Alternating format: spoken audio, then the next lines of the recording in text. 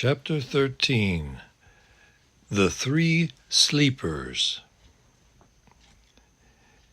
The wind never failed, but it grew gentler every day till at length the waves were little more than ripples, and the ship glided on hour after hour, almost as if they were sailing on a lake.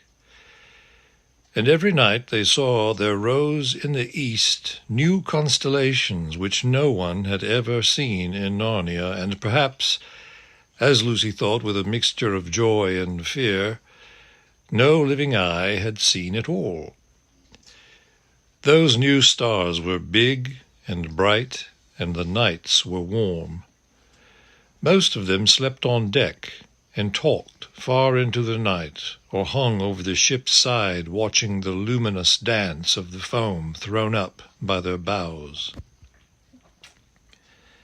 On an evening of startling beauty, when the sunset behind them was so crimson and the purple and widely spread that the very sky itself seemed to have grown larger, they came in sight of land on their starboard bow. It came slowly nearer, and the light behind them made it look as if the capes and headlands of this new country were all on fire. But presently they were sailing along its coast, and its western cape now rose up astern of them, black against the red sky and sharp as if it was cut out of cardboard, and then they could see better what this country was like. It had no mountains, but many gentle hills with slopes like pillows. An attractive smell came from it, what Lucy called a dim, purple kind of smell, which Edmund said, and Rince thought, was rot. But Caspian said, "I know what you mean." They sailed on a good way, past point after point, hoping to find a nice, deep harbor, but had to content themselves in the end with a wide and shallow bay. Though it had seemed calm out at sea, there was, of course, surf breaking on the sand, and they could not bring the Dawn Treader as far in as they would have liked. They dropped anchor a good way from the beach, and had a wet and tumbling landing in the boat. The Lord Roop remained on board the Dawn Treader. He wished to see no more islands. All the time that they remained in this country, the sound of the long breakers was in their ears. 2 men were left to guard the boat, and Caspian led the others inland, but not far, because it was too late for exploring and the light would soon go. But there was no need to go far to find an adventure. The level valley which lay at the head of the bay showed no road or track or other sign of habitation. Underfoot was fine springy turf, dotted here and there with a lowly bush growth, which Edmund and Lucy took for heather. Eustace, who was really rather good at botany, said it wasn't, and he was probably right, but it was something of very much the same kind. When they had gone less than a bowshot from the shore, Drinian said, "Look, what's that?" And everyone stopped. "Are they great trees?" said Caspian. "Towers, I think," said Eustace. "It might be giants," said Edmund in a lower voice.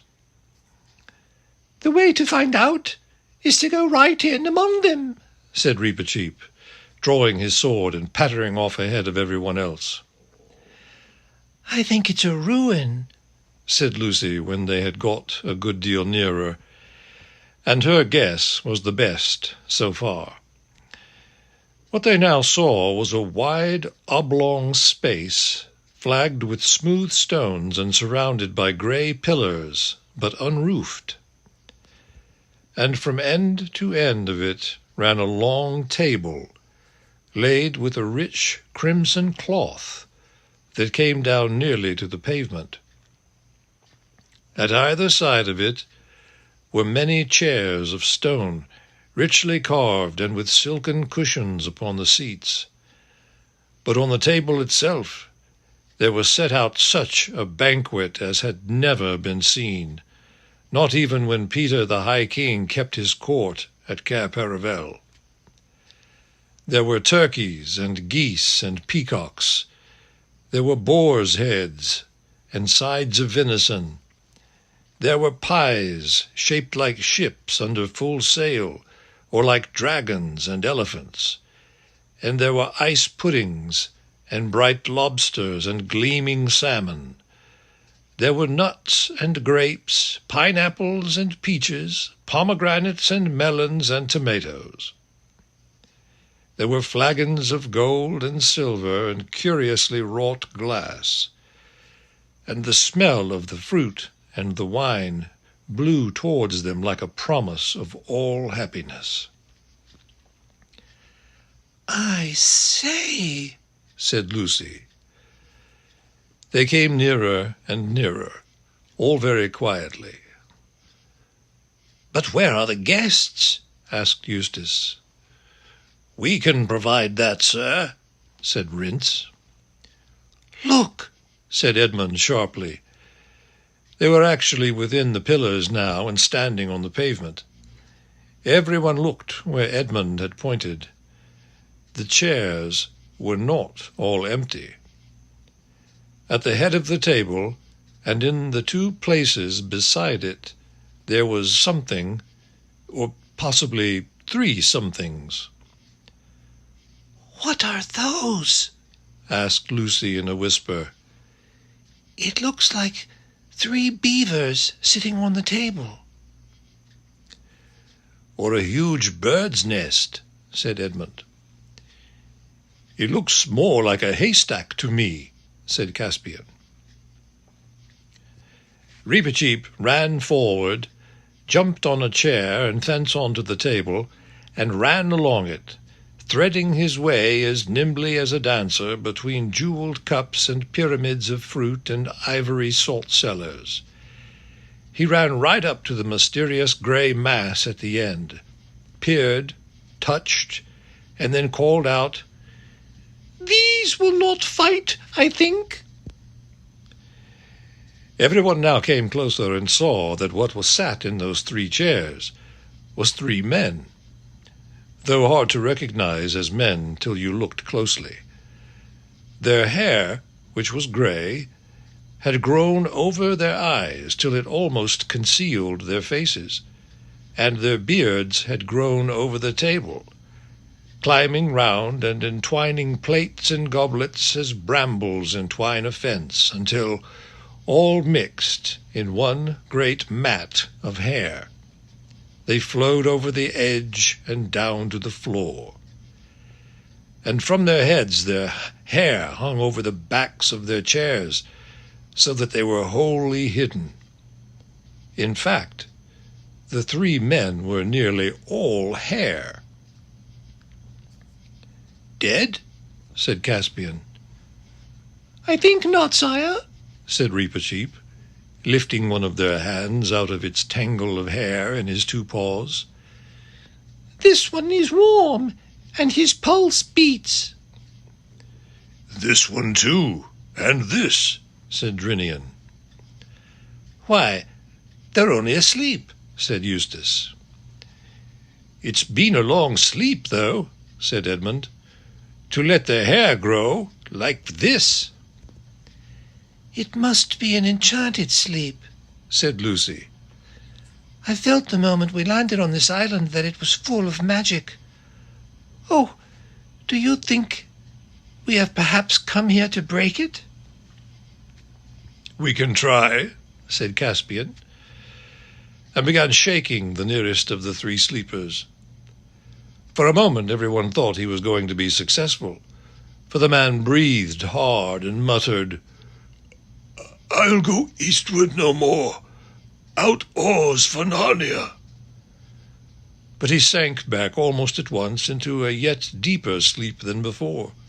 That is, His heavy head sagged a few inches lower towards the table, and all efforts to rouse him again were useless. With the second, it was much the same. "Weren't born to live like animals. Get to the east while you've got a chance. Land's behind the sun." And sank down. And the third only said, "Mustard, please," and slept hard. "Out oars for Narnia, eh?" said Drinian. "Yes," said Caspian. "You are right, Drinian. I think our quest is at an end. Let's look at their rings.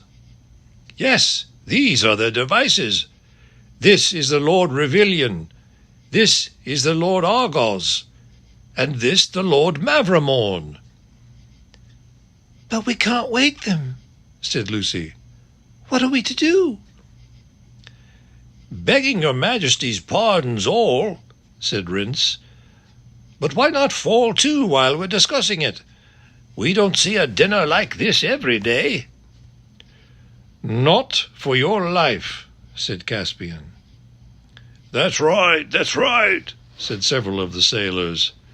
"Too much magic about here. The sooner we're back on board, the better."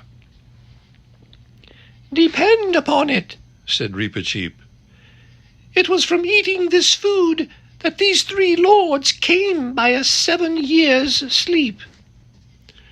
"I wouldn't touch it to save my life," said Drinian. "The light's coming uncommon quick," said Rheinelf. Back to ship," muttered the men. "I really think," said Edmund, "they're right. We can decide what to do with the 3 sleepers tomorrow. We daren't eat the food, and there's no point in staying here for the night. The whole place smells of magic and danger." "I am entirely of King Edmund's opinion," said Reepicheep. "as far as concerns the ship's company in general, but I myself will sit at this table till sunrise." "Why on earth?" said Eustace. "Because," said the mouse, "this is a very great adventure, and no danger seems to me so great as that of knowing, when I get back to Narnia, that I left a mystery behind me through fear." "I'll stay with you, Reep," said Edmund. "And I too," said Caspian. "And me," said Lucy. And then Eustace volunteered also. This was very brave of him, because never having read of such things, or even heard of them till he joined the Dawn Treader, made it worse for him than for the others. "I beseech your Majesty," began Drinian. "No, my lord," said Caspian. "Your place is with the ship, and you have had a hard day's work while we 5 have idled." There was a lot of argument about this, but in the end Caspian had his way. As the crew marched off to the shore in the gathering dusk, none of the 5 watchers, except perhaps Reepicheep, could avoid a cold feeling in the stomach. They took some time choosing their seats at the perilous table. Probably everyone had the same reason, but no one said it out loud, for it was really a very nasty choice. One could hardly bear to sit all night next to those 3 terrible hairy objects which, if not dead, were certainly not alive in the ordinary sense. On the other hand, to sit at the far end, so that you would see them less and less as the night grew darker, and wouldn't know if they were moving, and perhaps wouldn't see them at all by 2 o'clock, no, it was not to be thought of. So they sauntered round and round the table, saying, "What about here?" and, "Or perhaps a bit further on," or, "Why not on this side?" till at last they settled down somewhere about the middle, but nearer to the sleepers than to the other end. It was about 10 o'clock by now, and almost dark. Those strange new constellations burned in the east. Lucy would have liked it better if they had been the leopard and the ship and the other old friends of the Narnian sky. They wrapped themselves in their sea cloaks and sat still and waited. At first there was some attempt at talk, but it didn't come to much, and they sat and sat, and all the time they heard the waves breaking on the beach.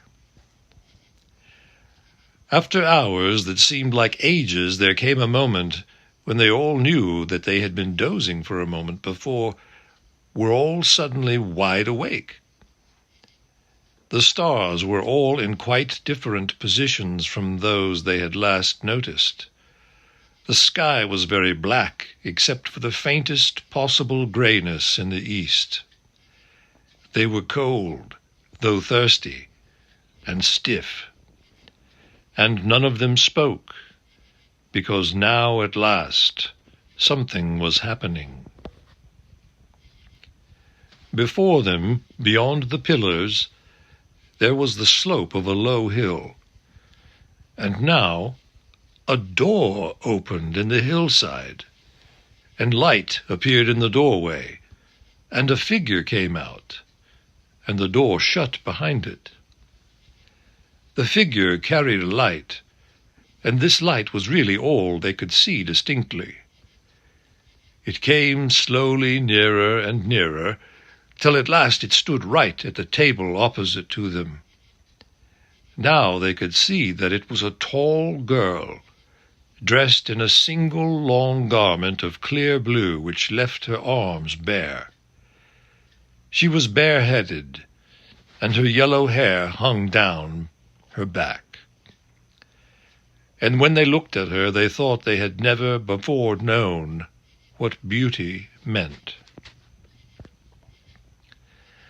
The light which she had been carrying was a tall candle in a silver candlestick, which she now set upon the table. If there had been any wind off the sea earlier in the night, it must have died down by now, for the flame of the candle burned as straight and still as if it were in a room with the windows shut and the curtains drawn. Gold and silver on the table shone in its light. Lucy now noticed something lying lengthwise on the table which had escaped her attention before. It was a knife of stone, sharp as steel, a cruel-looking, ancient-looking thing. No one had yet spoken a word. Then Reepicheep first, and Caspian next. They all rose to their feet, because they felt that she was a great lady. "Travellers who have come from far to Aslan's table," said the girl, "why do you not eat and drink?" "Madam," said Caspian, "we feared the food because we thought it had cast our friends into an enchanted sleep." "They have never tasted it," she said. "Please," said Lucy, "what happened to them?" "7 years ago," said the girl. "They came here in a ship whose sails were rags and her timbers ready to fall apart. There were a few others with them, sailors, and when they came to this table, one said, 'Here is the good place. Let us set sail and reef sail, and row no longer, but sit down and end our days in peace.'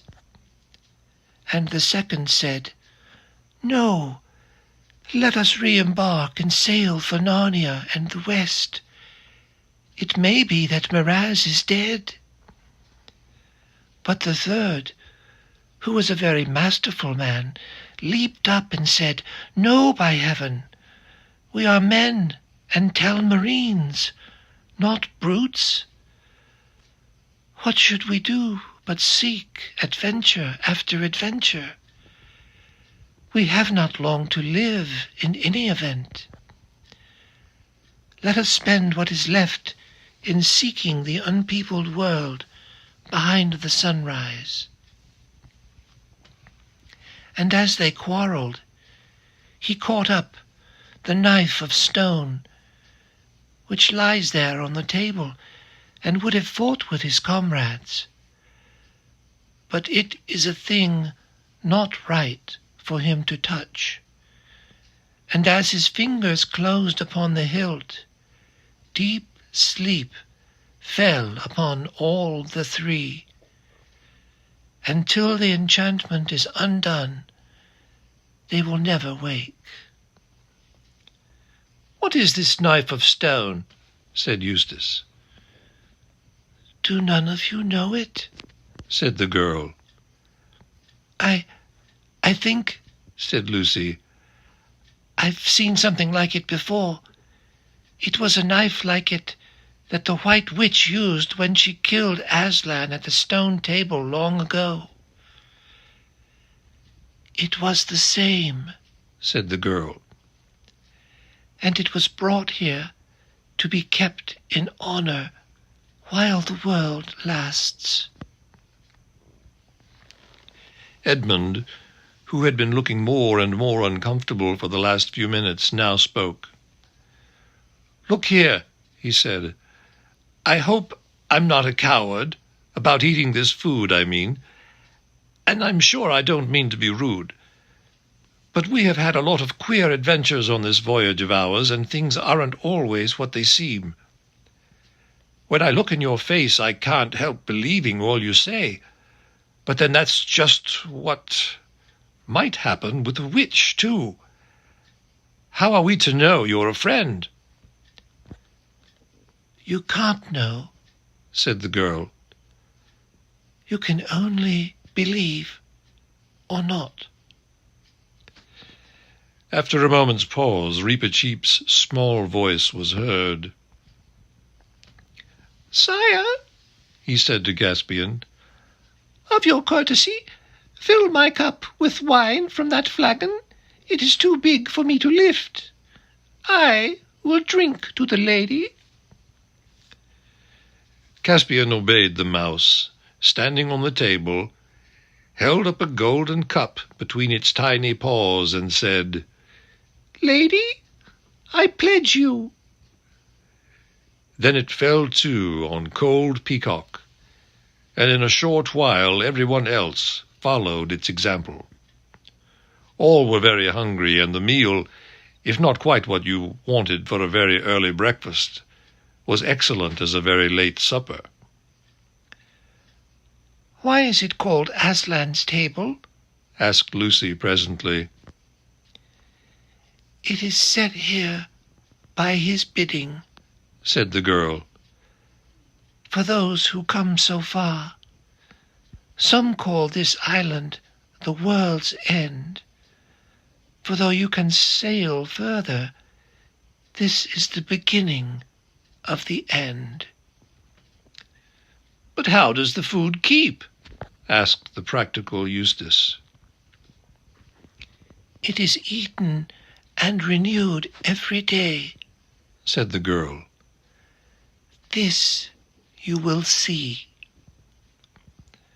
"And what are we to do about the sleepers?" asked Caspian. "In the world from which our friends come," here he nodded at Eustace and the Pevensies, "they have a story of a prince or a king coming to a castle where all the people lay in an enchanted sleep. In that story, he could not dissolve the enchantment until he had kissed the princess." "But here," said the girl, "it is different. Here he cannot kiss the princess till he has dissolved the enchantment." "Then," said Caspian, "in the name of Aslan, show me how to set about that work at once." "My father will teach you that," said the girl.